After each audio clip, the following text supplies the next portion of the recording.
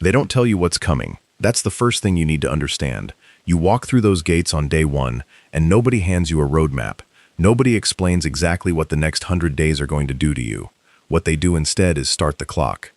And from that first second, every single thing about how you think, how you move, how you breathe, how you respond to stress, how you trust the person standing next to you, all of it gets broken down and rebuilt from scratch.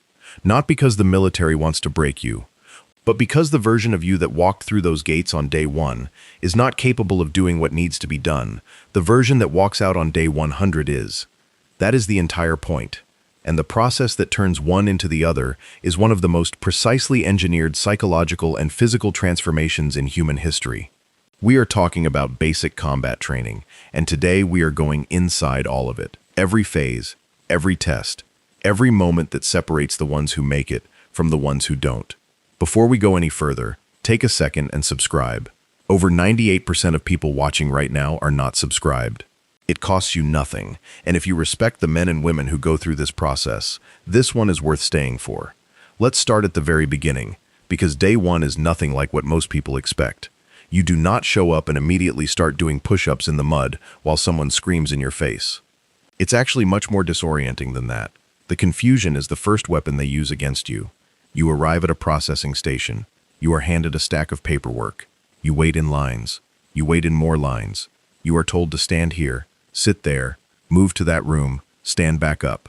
Your phone gets taken, your clothes get taken, the things that connected you to your previous identity, your home, your routine, the way you used to organize a morning, all of it starts to disappear before a single drill sergeant ever looks at you. This is intentional. The military has spent decades studying human psychology, and one of the things they know with absolute certainty is that before you can build something new inside a person, you have to dismantle the old structure. The civilian identity, the comfortable habits, the assumption that you are in control of your own schedule, your own choices, your own time. None of that survives day one, and that disorientation, that moment where everything familiar is gone and nothing new has replaced it yet, that is exactly where the transformation begins. The first few days are called reception, and reception is its own kind of psychological warfare. You are not yet in training. You are in a holding pattern. You are getting medical checks, dental screenings, vision tests, uniform fittings. You are getting your head shaved if you are male. You are moving in groups but not yet functioning as a unit. You barely know the names of the people around you, and the entire time you are being watched. The instructors who run reception are studying you. They are not just processing paperwork. They are observing how recruits handle ambiguity, how they respond when instructions are unclear, whether they help the person next to them or keep their head down, whether they complain out loud or internalize it. This observation period tells the cadre things about each individual recruit that a formal test never could, and then reception ends. And the real thing starts. The moment recruits arrive at their training unit and meet their drill sergeants or drill instructors, depending on the branch, something in the air changes. Veterans who have been through this process describe it the same way across decades of accounts. It's like a switch gets flipped. The waiting is over. The pace of everything accelerates instantly. You don't walk anymore. You move with purpose. You don't talk unless spoken to. You don't make decisions about your own time. Not when you eat, not when you sleep. Not when you stop running. Every single hour of every single day is accounted for. And in those first 72 hours of actual training, recruits typically sleep less than they ever have in their lives. The sleep deprivation is not accidental. It is one of the foundational tools of early basic training because exhaustion strips away the performance layer. When you are truly depleted, you cannot fake your responses. You cannot manage how you come across. Whatever is actually inside you, the real instincts, the genuine character, the deep reserves or the lack of them, that is what surfaces, and that is what the instructors need to see. The training in those first 2 to 3 weeks, what the Army calls red phase, what other branches call similar foundational stages, is almost entirely about one thing: control. Not physical control, though the physical demands are relentless. Psychological control. The drill sergeant is not just making you do push-ups. The drill sergeant is training you to respond to a command under stress without hesitation, without the half-second pause where your brain tries to evaluate whether you agree with the order. In a combat environment, that half-second pause can be the difference between life and death. So they train it out of you. They train it out of you through repetition, so relentless that the response becomes automatic. Stand up, you stand up. Get down, you get down. Move, you move. Not because you have stopped thinking for yourself, but because you have learned to subordinate your personal hesitation to the demands of the mission and the needs of the team. That lesson, that specific psychological rewiring, is the foundation of everything else that comes next. And here is something that surprises most civilians when they hear it. The drill sergeant, for all the intensity and the noise and the absolute authority they project, is not the enemy. The drill sergeant is the most important mentor that recruit will ever have. The relationship looks nothing like mentorship from the outside. There is no warm conversation. There is no encouragement the way you would recognize it from civilian life. But the intent behind every push-up, every 5 a.m. formation, every correction delivered at full volume, is to build something in that recruit that they could not build themselves. Every instructor who has spent years in that role says the same thing when asked about it years later. You see who they are going to become before they see it themselves. That is the job, and it is a job that requires an extraordinary person to do it well.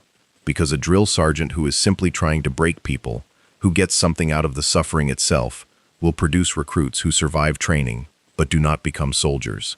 The goal has never been survival. The goal has always been transformation. Let's talk about what that transformation actually looks like in the body. Because the physical component of basic training is where most of the public's attention goes, and for good reason. What happens to a human body in 100 days of structured military conditioning is genuinely remarkable. It starts hard and it starts immediately. Day one of real training typically begins before the sun comes up.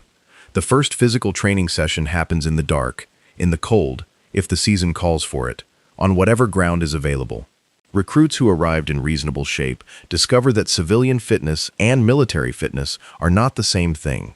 It is not just about how far you can run or how many push-ups you can do in isolation. It is about how you perform physically when you are also mentally exhausted, when you are also sleep-deprived, when you are also operating in an unfamiliar environment under the constant pressure of being evaluated. The cardiovascular work starts at a level that is hard, but manageable, and then it increases. Week over week, the distances grow, the pace quickens, the weight on your back gets heavier. This is called progressive overload, and it is the same principle that personal trainers use in gyms around the world, except that in basic training it happens while you are also doing everything else. You are learning to fire a weapon. You are learning land navigation. You are memorizing the military code of conduct.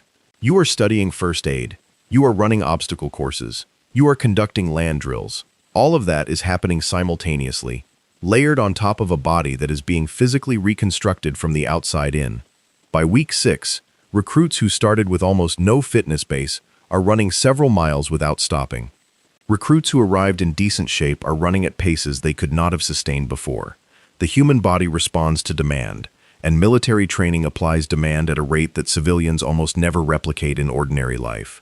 But here is the part that goes beyond the physical. Around week 3, something begins to shift in how recruits relate to each other. And this shift is arguably more important than any of the physical gains. It starts with shared suffering. There is a psychological phenomenon that researchers have documented extensively, and it is this. People who endure hardship together bond at a depth that ordinary shared experience never produces. It is not just that you like the person next to you. It is that you have seen each other at the absolute edge, and you have both kept moving. That bond is the beginning of unit cohesion. And unit cohesion is not just a nice thing to have in a military unit. It is a combat multiplier. It is literally the thing that makes a group of individuals function as a single coordinated force under fire. The military has understood this for thousands of years. Ancient Spartan training was built around it. Roman legions were organized around it. Modern military training programs, from the Army to the Marines to special operations selection processes, all center on it. You do not train individuals and then expect them to become a team. You train them together under conditions that force the team to emerge. The individual survives, the team wins. That distinction is everything. In the middle weeks of basic training, somewhere around weeks 4 through 7 depending on the branch, recruits enter what is often called the hardest phase. In Army training, this is white phase and blue phase. In Marine training, it is the crucible approach. Different branches name it differently, but the experience tracks similarly. The physical demands have now built to a point where the body is under genuine stress. This is no longer the discomfort of being out of shape. This is the discomfort of a body working at its structural limits. Blisters. Muscle soreness that doesn't fully resolve before the next training day starts. Feet that have covered more ground in 6 weeks than they covered in the previous year. And mental fatigue that compounds every night and doesn't fully lift in the few hours of sleep allowed. This is the phase where recruits drop. Not all of them, but some.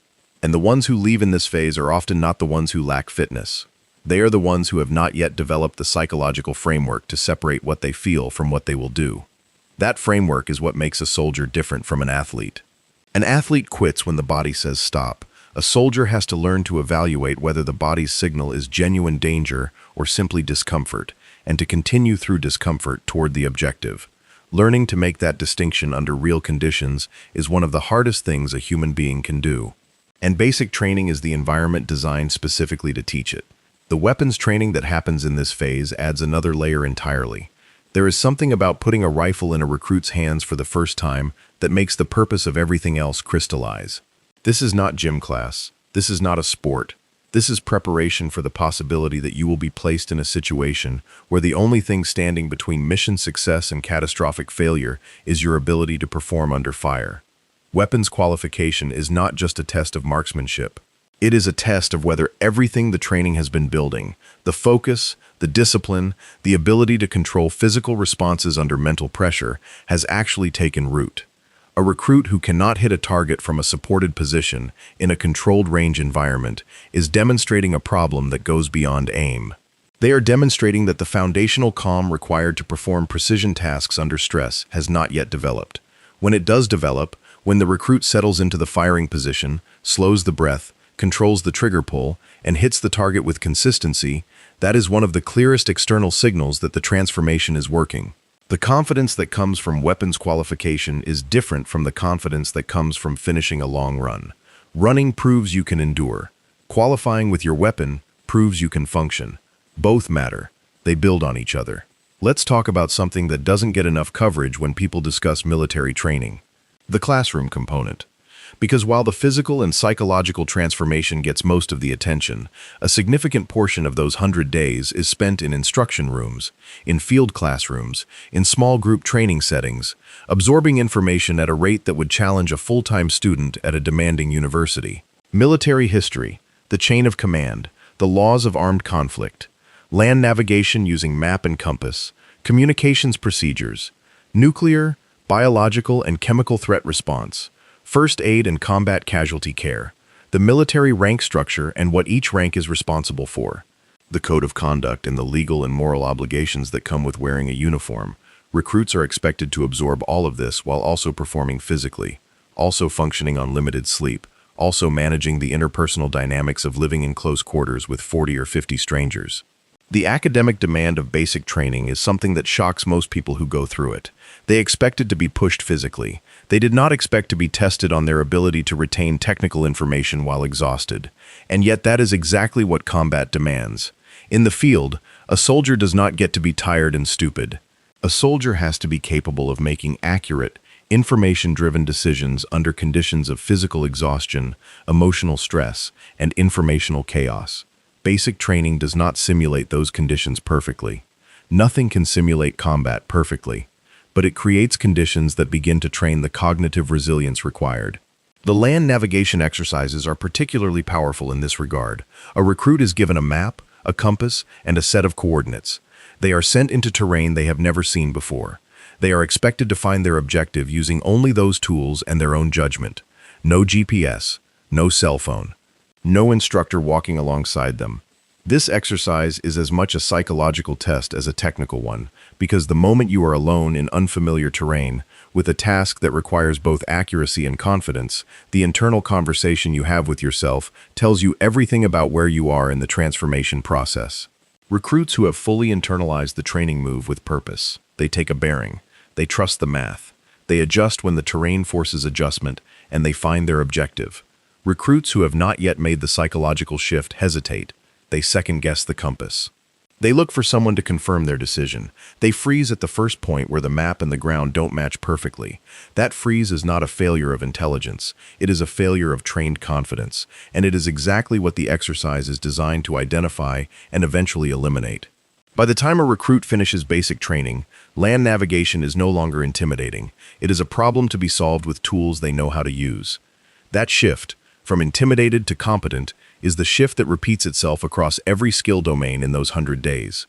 Weapons, fitness, classroom knowledge, teamwork, communication, leadership under pressure. Each one begins as something foreign and challenging and ends as something that belongs to the soldier in a way that cannot be taken back. Let's talk about the field exercises, because the field exercises are where everything comes together, and they are extraordinary. At several points during basic training, recruits are taken out of the barracks environment and placed in field conditions. No real beds, no cafeteria, limited water, the kind of environment that a deployed soldier might actually inhabit. These exercises can last anywhere from a couple of days to a full week, depending on the phase and the branch. And they test something that the controlled environment of the training base cannot test. They test whether what the recruits have been taught actually works when conditions are imperfect. Because conditions in the field are always imperfect. The ground is wet or it's rocky, or it's hotter than expected. The team that was functioning well in the controlled environment starts to show friction points when everyone is tired and hungry and sleeping on the ground. The skill that worked in the classroom has to be executed in the dark with cold hands on equipment that has been dragging through dirt all day. These conditions are not designed to be punishing for the sake of it. They are designed to create a specific experience that is irreplaceable. The experience of succeeding under genuinely hard conditions. Not almost hard, not harder than the gym, hard in the way that military operations are actually hard. When a recruit comes through a week-long field exercise and reaches the extraction point and looks at the person next to them and they are both covered in mud and they are both exhausted and they both know they made it through together, something is established between those two people that no amount of classroom instruction could produce. That is the bond the military needs. That is the unit cohesion that keeps people functional when the situation is completely outside their control. The field exercises also produce a specific kind of confidence that is important to understand. It is not arrogance.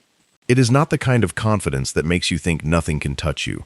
It is the quiet, grounded confidence that comes from knowing you have already been uncomfortable and come through it. From knowing that when things went wrong in the field, you found a solution. From knowing that the person next to you has been tested and did not quit. This is the confidence that makes soldiers effective in environments that would paralyze someone who had never been trained this way. Now let's talk about what happens at the end. Because the final phase of basic training, the culminating event, is designed to be the single hardest thing a recruit has faced in the entire program. The details vary by branch. In the Army, it is called the Forge. In the Marine Corps, it is the Crucible. Other branches have their own versions, but the structure is similar across all of them. Recruits are subjected to a sustained, multi-day event that draws on every skill, every physical capability, and every ounce of psychological endurance they have developed over the preceding weeks. Sleep is minimal. Food is limited. The tasks come without pause. Leadership rotates through team members so that every individual has to step into a command role at some point. Problems are designed to be unsolvable by any one person.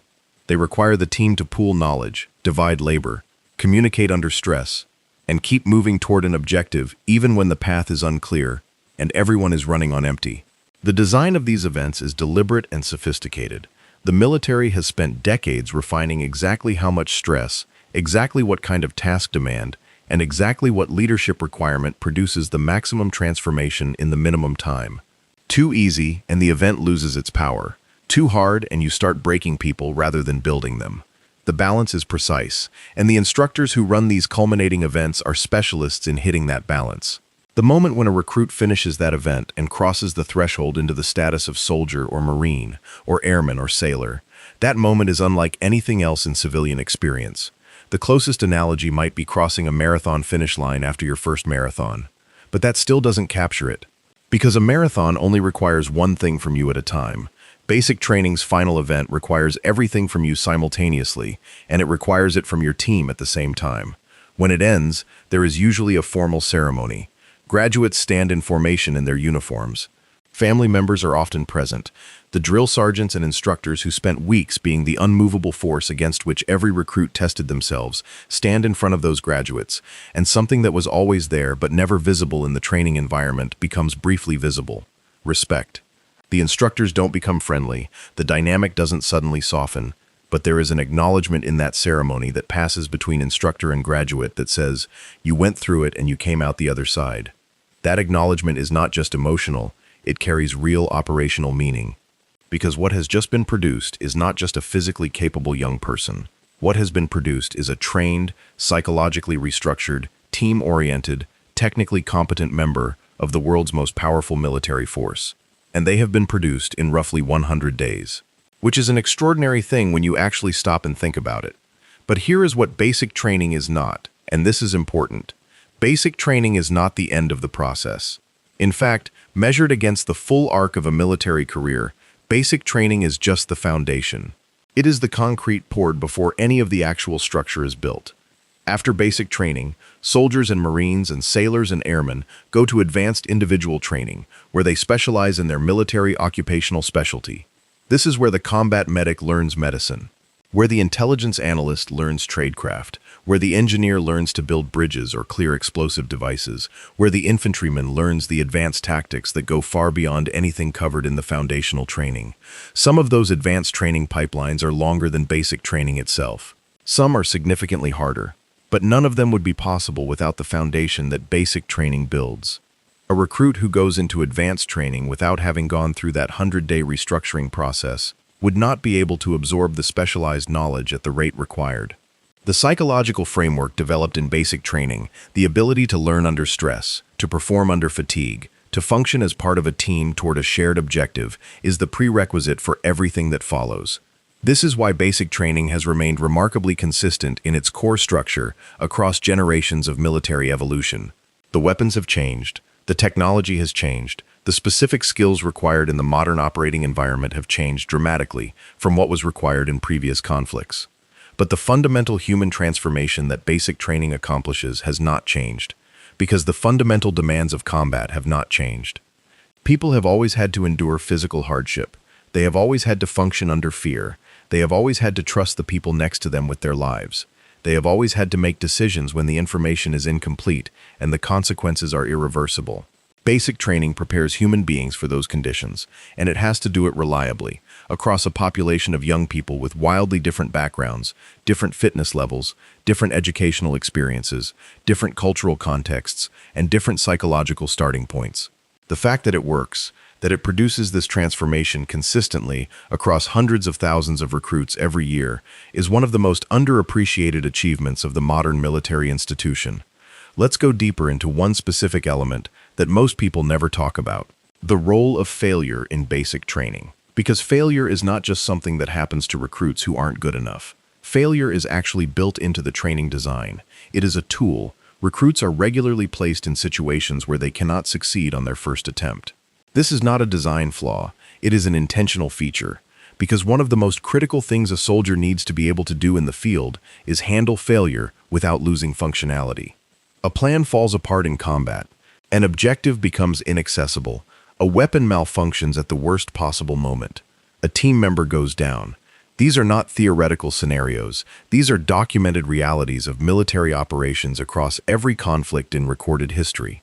And the soldier who has never experienced failure in a training environment, who has never had to keep moving after a plan failed, who has never had to solve a problem that their preparation did not fully account for, is not ready for what actual operations demand. So basic training includes moments of deliberate failure. The land navigation exercise, where the coordinates are slightly off and the recruit has to recognize the discrepancy and adapt.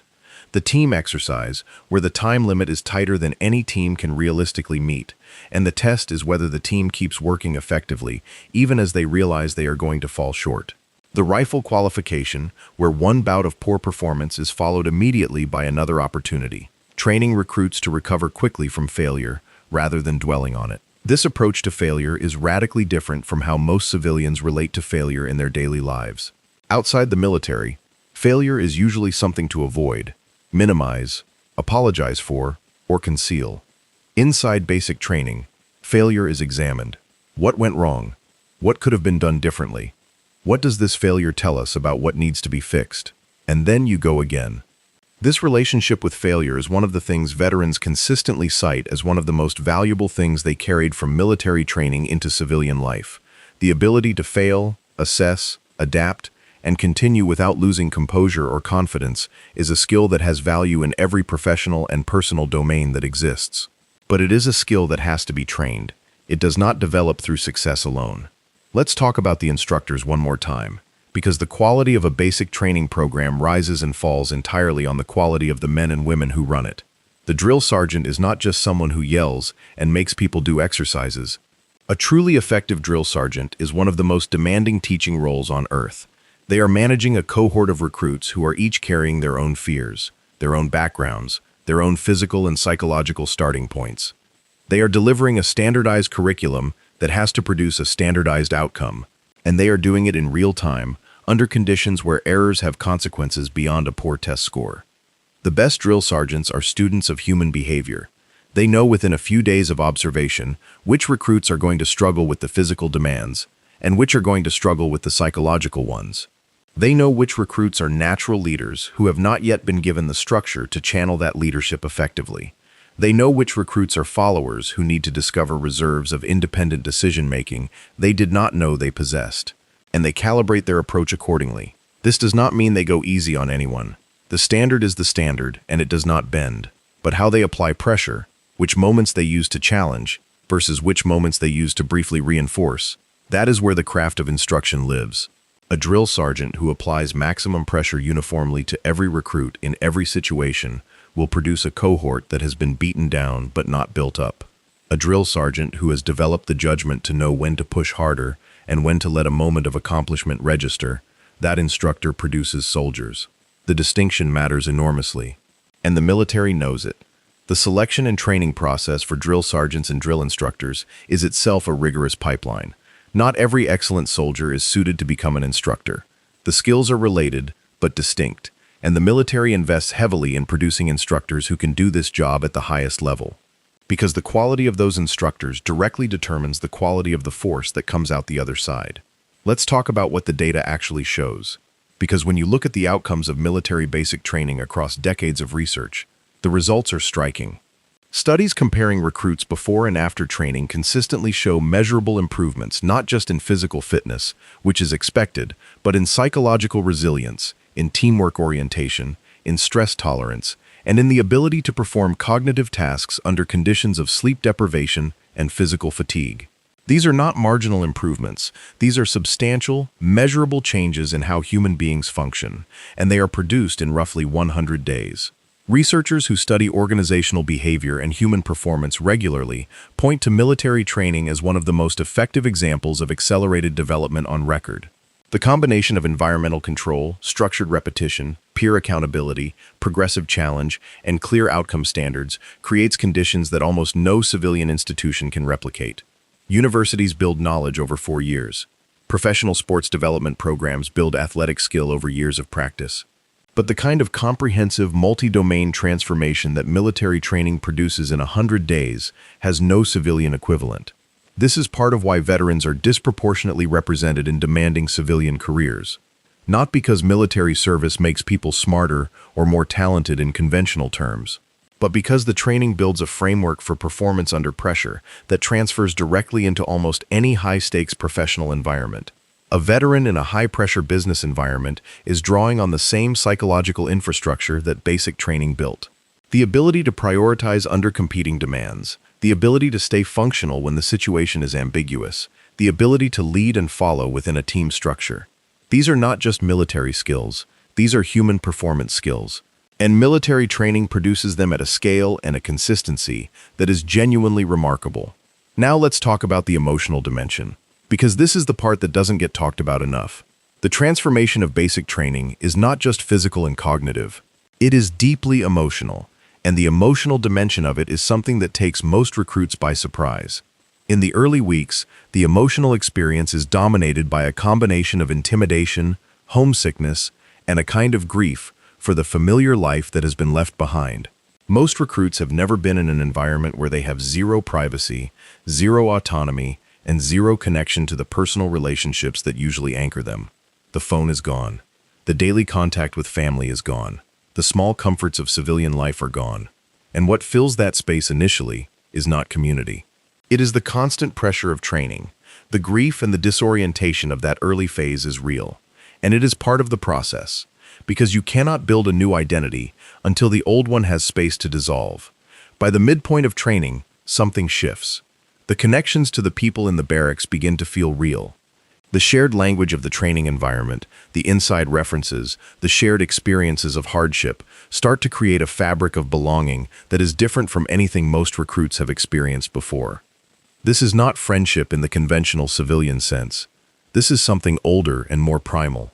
This is the bond of people who have been through something hard together and know that the person next to them did not quit. That bond carries a specific kind of trust. Not the trust you develop over years of casual relationship. The trust that comes from watching someone be tested and hold. By the final weeks of training, recruits typically describe the emotional experience in terms that surprise their civilian friends when they try to explain it later. They are exhausted. They are pushed to limits they didn't know they had, and they would not trade it. The sense of capability that comes from having survived and succeeded in a genuinely demanding environment is something that most people in civilian life never get to experience, and the sense of belonging, of being part of something larger than individual experience, is something that basic training produces at an intensity that civilian institutions very rarely match. Veterans who struggle with the transition back to civilian life often describe missing exactly this, not the hardship itself, but the clarity of purpose and the depth of connection that the military environment produced. Those are things that are hard to find in ordinary civilian experience. And understanding that helps explain why so many veterans go on to choose careers in public service, in emergency response, in coaching, in leadership roles that recreate some version of the environment that gave them that sense of purpose and connection. Let's talk about something that the general public rarely considers when they think about basic training. The sheer complexity of what is being taught in those 100 days relative to the time available. Consider the complete list of things a recruit must be able to do by the end of basic training. They must be able to qualify with their assigned weapon system at a standard that will keep them alive in a combat environment. They must be able to navigate terrain using map and compass without electronic assistance. They must be able to administer battlefield first aid to a wounded teammate, including managing a penetrating wound, a burn, a limb injury, and an airway compromise, under stress and without clinical resources. They must be able to operate in a nuclear, biological, or chemical environment with protective equipment and survive.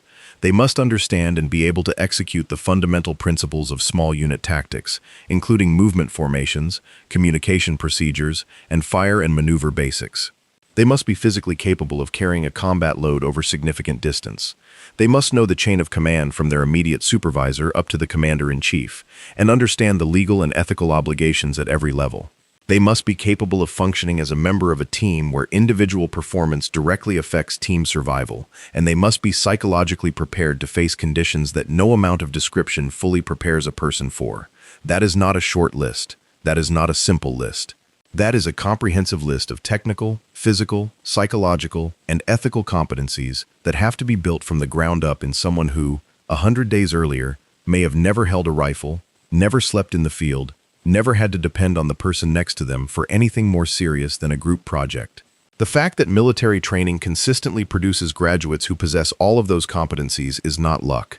It is the result of decades of curriculum development, instructor training, and continuous improvement driven by direct feedback from combat operations. When the military discovers in the field that something basic training is not producing, the curriculum gets adjusted. This is not a theoretical system being run by people who have never been in the environment it prepares people for. The instructors are veterans. The curriculum designers are veterans. The people making the decisions about what basic training needs to accomplish have personal experience with what combat actually requires. That closed loop between operational experience and training design is one of the things that makes military training as effective as it is. Now let's talk about the graduation ceremony itself. Because the graduation from basic training is one of the most emotionally significant events in a service member's life, and understanding why helps you understand what has actually been accomplished in those 100 days. For many graduates, this is the first time in their lives that they have completed something genuinely hard. Not hard in the sense of challenging or inconvenient, hard in the sense of requiring sustained effort at the limits of their physical and psychological capability over an extended period of time. For some, it is the first time they have ever experienced the specific kind of pride that comes not from being told you are good, but from having proven it under conditions that made failure a real possibility. That pride is not arrogance.